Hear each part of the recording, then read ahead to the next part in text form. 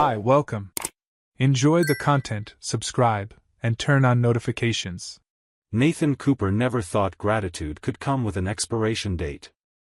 At 48, he'd built a life he considered solid: operations manager at a logistics company in Seattle, owner of a comfortable house in the Bellevue suburbs, and married for 20 years to Diane, a woman who'd always seemed like his true partner in everything. 20 years wasn't nothing. It was 2 decades of birthdays, shared bank accounts, decisions made together, whispered promises on quiet nights. Nathan believed in all of it. He believed that when you spend that much time with someone, you build something indestructible. But life has a strange way of unraveling certainties, especially when you least expect it. The tragedy arrived on a rainy Tuesday in October.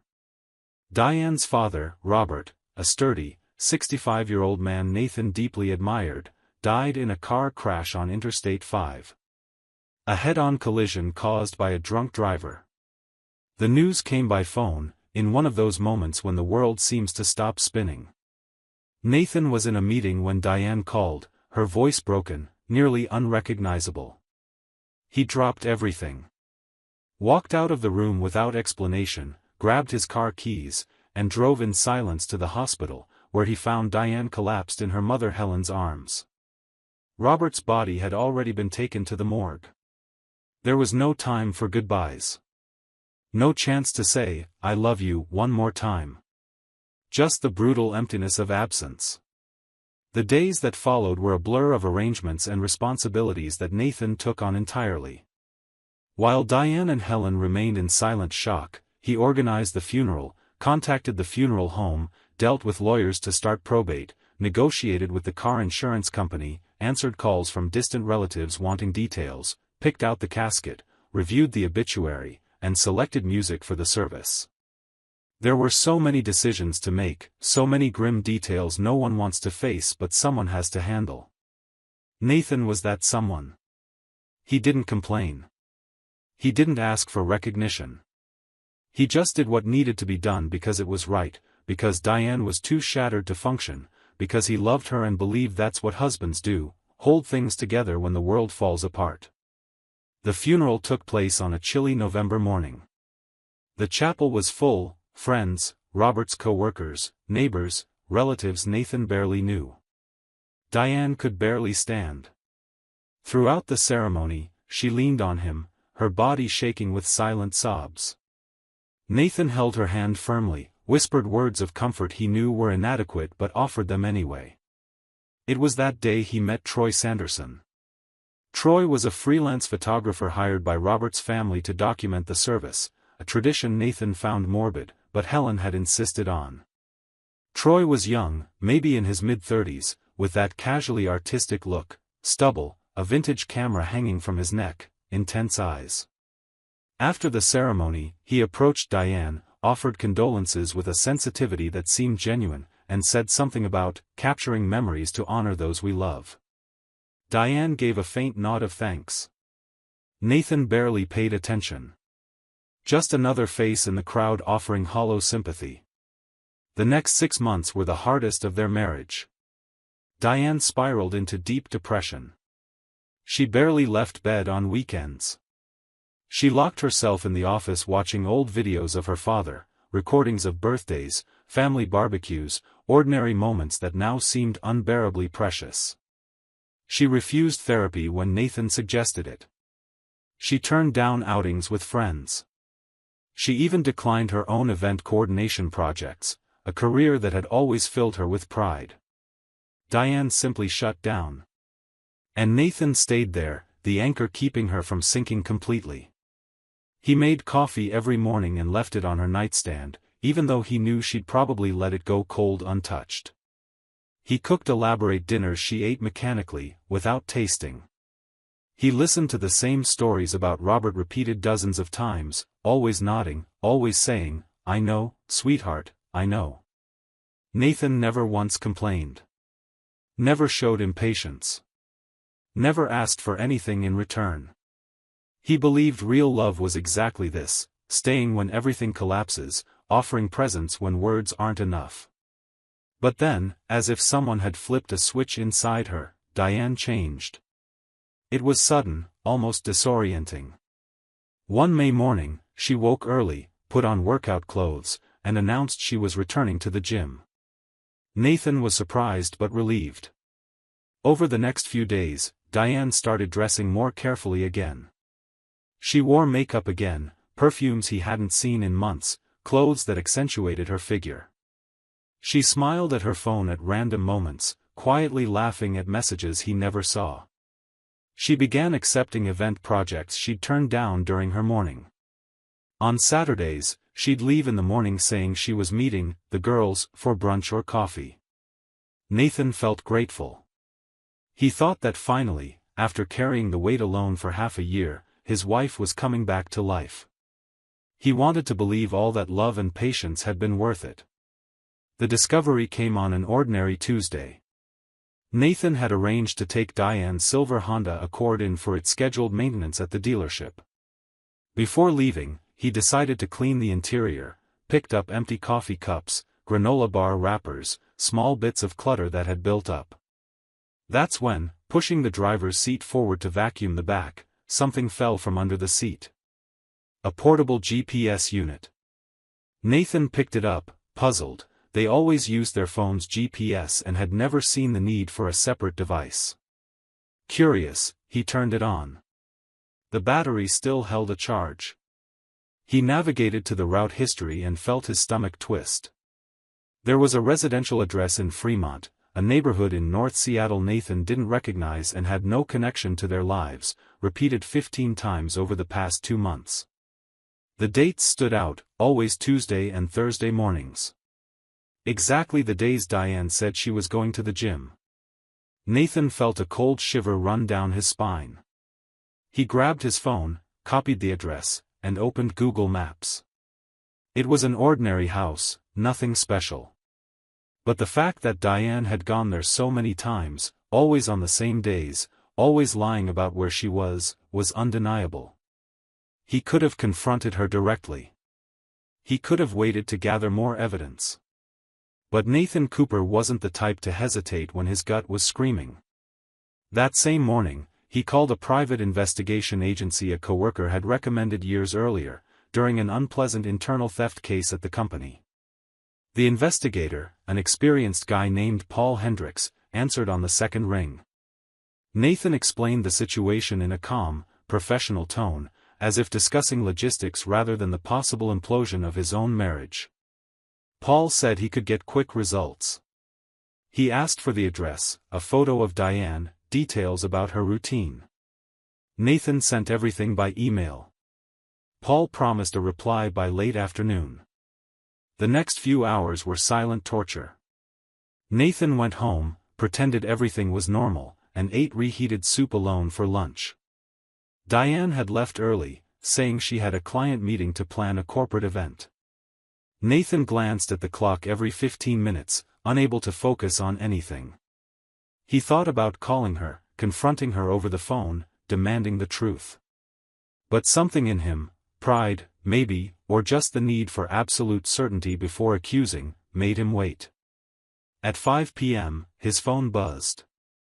An email from Paul. Subject, report, client Nathan Cooper. Nathan opened the attachment and felt the floor disappear beneath his feet. There were 4 photos.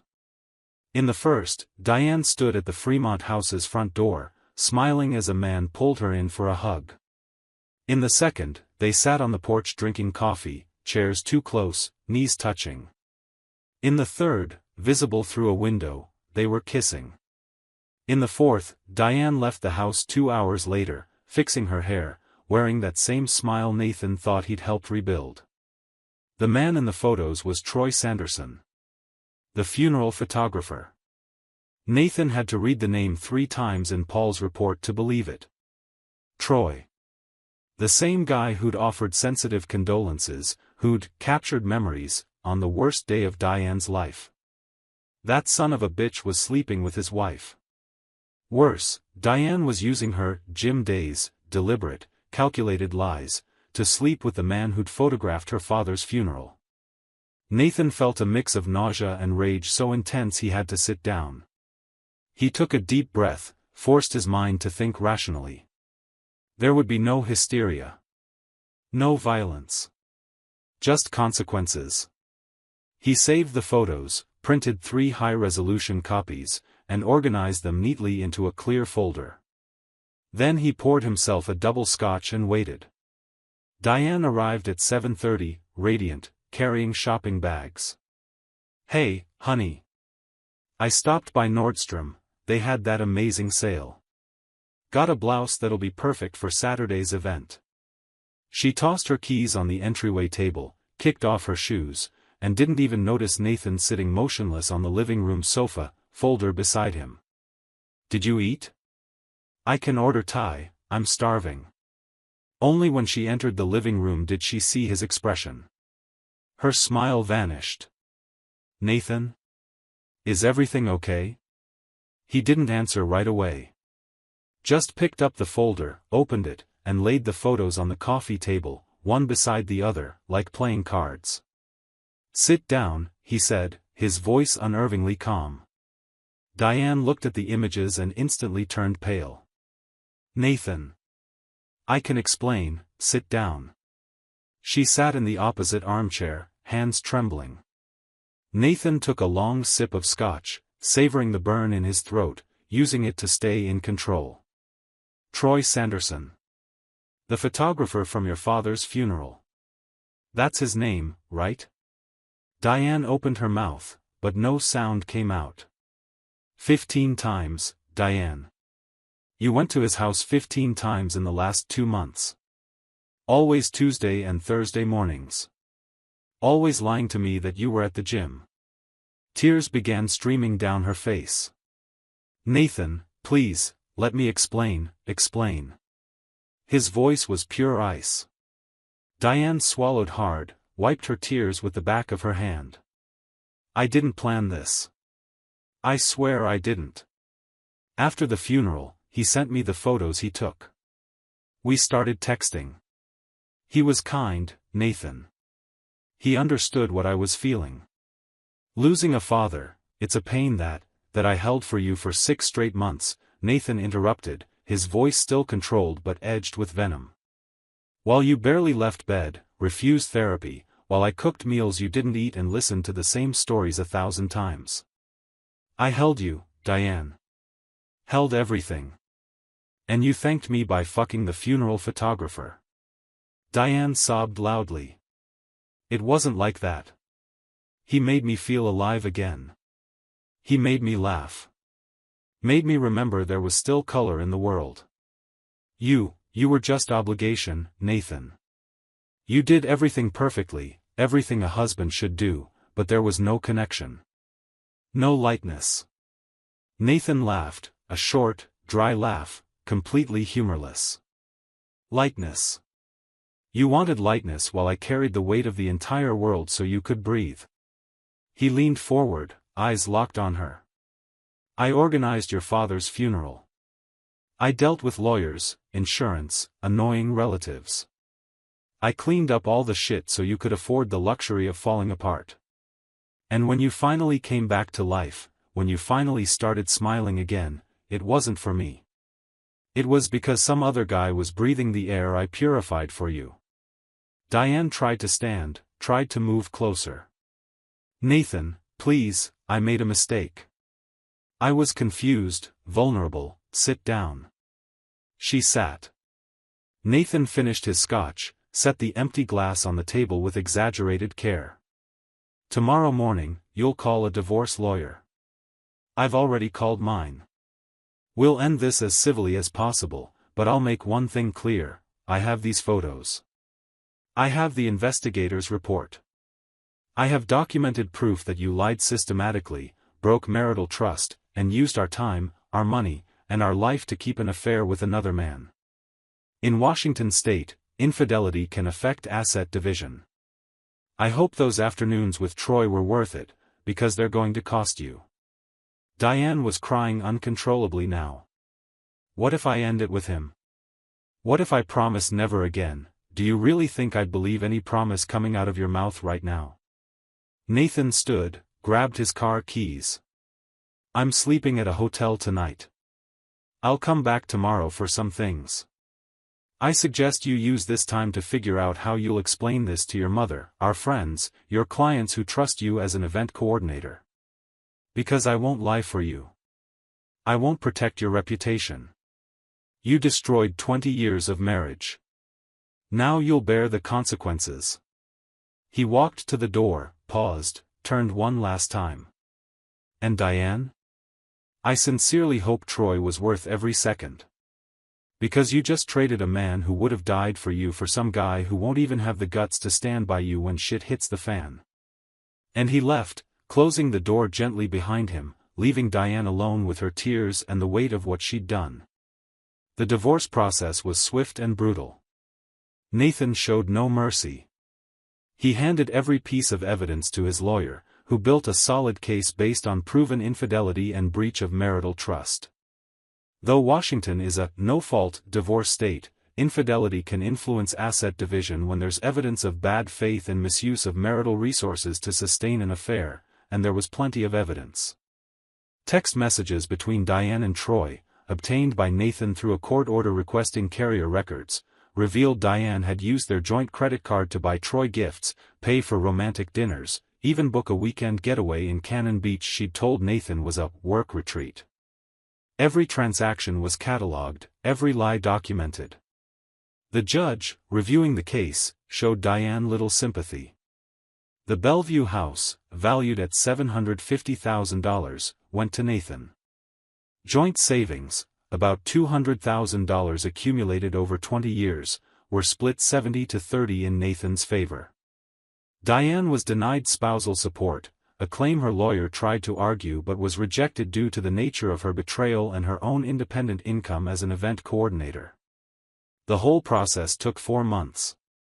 4 months of tense hearings, cold mediations, and averted eyes. Throughout it all, Nathan showed no weakness. He kept his composure, his focus, his dignity. But the consequences for Diane went beyond legal matters. The story leaked, not because Nathan spread it deliberately, he didn't need to. Mutual friends asked questions. Diane's mother, Helen, demanded answers when Nathan came to say goodbye, telling her he'd always respect her but could no longer be part of the family. When Helen learned the truth, she was devastated, not just by the betrayal, but by the timing. You cheated on the man who held you when Robert died? Who handled everything so you and I could grieve in peace? Helen never looked at her daughter the same way again. Their shared social circle fractured. Many friends, especially those who'd witnessed Nathan's devotion during Diane's mourning, sided with him. Diane's clients began canceling contracts, not necessarily because of the affair itself, but due to perceived lack of personal integrity, as one client put it when explaining why she was taking her 50th birthday event elsewhere. If you can lie to your husband for months, how can I trust you'll be honest with me about budgets and deadlines? The logic was flawed, but reputation is fragile, and Diane learned that the hard way. And Troy? Troy Sanderson vanished as quickly as he'd appeared. When the divorce proceedings began and it became clear Nathan had concrete proof and was willing to go public if necessary, Troy panicked. He'd never imagined the affair would be discovered, let alone documented with photos and investigator reports. As a freelancer, Troy relied on referrals, networking, and a clean professional image. Being known as the guy who slept with the widow at her father's funeral wasn't exactly good for business. He broke up with Diane via text, a pathetic, cowardly message saying things had gotten too complicated and that he needed to focus on his career. Diane called him 17 times that day. He didn't answer once. Blocked her number. Disappeared from social media. Just evaporated, leaving Diane alone to face the destruction they'd caused together, but that only she would have to carry. 2 years had passed since that Tuesday when Nathan found the GPS. 2 years that completely transformed his life. At first, there was pain, of course. You don't walk away from 20 years of marriage without feeling the weight of loss. But Nathan realized something surprising: he wasn't losing Diane. He was losing the idea of her, the version that existed only in his mind, the partner he thought he had. The real Diane, the one capable of months-long betrayal, deliberate lies, discarding 2 decades for a shallow affair, was someone he didn't know. And didn't want to know. He went to therapy, not because someone suggested it, but because he recognized that holding on to anger would only poison himself. His therapist, a sensible woman named Dr. Morrison, helped him process not just the betrayal, but the liberation. "You're free now to build something real," she told him in one session. Not based on obligation or expectation, but on genuine choice. Nathan took those words seriously. He thrived in his career. The promotion he'd pursued for years finally came through, regional operations manager, with a significant raise and responsibility over 4 states. He bought a modern downtown Seattle apartment with views of Puget Sound, a space entirely his own, with no shared memories embedded in the walls. He started running in the mornings, something he'd never had time for while constantly tending to Diane. He traveled to places he'd always wanted to see but she'd always refused: Iceland, New Zealand, Japan. He reconnected with friends he'd neglected during his marriage. And eventually, he started dating again. He didn't rush it. Didn't try to replace Diane. Just allowed himself to be open when he met Lauren, a 43-year-old architect, also divorced, who understood that new beginnings require patience and honesty. They moved slowly: casual dinners, Sunday walks, effortless hours-long conversations. Lauren never asked about Diane for months. When she finally did, Nathan told her the truth, without bitterness, without drama. Just the facts. Lauren listened, took his hand, and said, "Losing her was my gain." They married in a small civil ceremony in May, with only close family and intimate friends. For the first time in years, Nathan felt he was exactly where he was supposed to be. Diane, on the other hand, never fully recovered. Her once thriving event coordination business dwindled to almost nothing. She picked up small gigs here and there, kids' birthdays, baby showers, but the big corporate events, high-profile weddings, all of it vanished. Reputation, once stained, is nearly impossible to fully restore. She tried starting over in another city, moved to Portland for a while, but geographical change didn't erase the past. There was always someone who knew someone. Always the inevitable question about why she'd left Seattle. After 18 months, Diane returned to Bellevue, defeated, and rented a small 1-bedroom apartment 20 minutes from the house that used to be hers. Helen, her mother, stayed in touch, but with a coldness that had never existed before. Short phone calls, occasional visits, but never the closeness they'd once had. Diane tried therapy, support groups, even yoga and meditation. Nothing filled the void of having destroyed the one stable thing in her life. She never saw Troy again. Through mutual acquaintances, she heard he'd moved to Los Angeles and was working in fashion photography. Apparently, he'd managed to move on without consequences. Diane, meanwhile, carried hers every single day, in the mirror, in the eyes of former clients who looked away when they saw her on the street, in lonely nights when she caught herself wondering how different life would be if she'd made different choices. There were moments, at 3 a.m. when sleep wouldn't come, that Diane found herself thinking back to that Tuesday, walking in and seeing Nathan sitting there with the photos on the table. His look, not explosive rage, but icy disappointment, the gaze of someone who finally saw who she really was. She wondered if things would have been different if she'd confessed earlier. If she'd had the courage to say, "I'm confused, I'm hurting, I need help," instead of seeking comfort in another man's arms. But those questions came too late. The past was unchangeable. And the present was just the sum of choices she'd made, and now had to live with. The smile she'd regained 6 months after her father's death, that smile Nathan believed signaled healing but was really just the reflection of a secret, that smile was gone. This time, for good.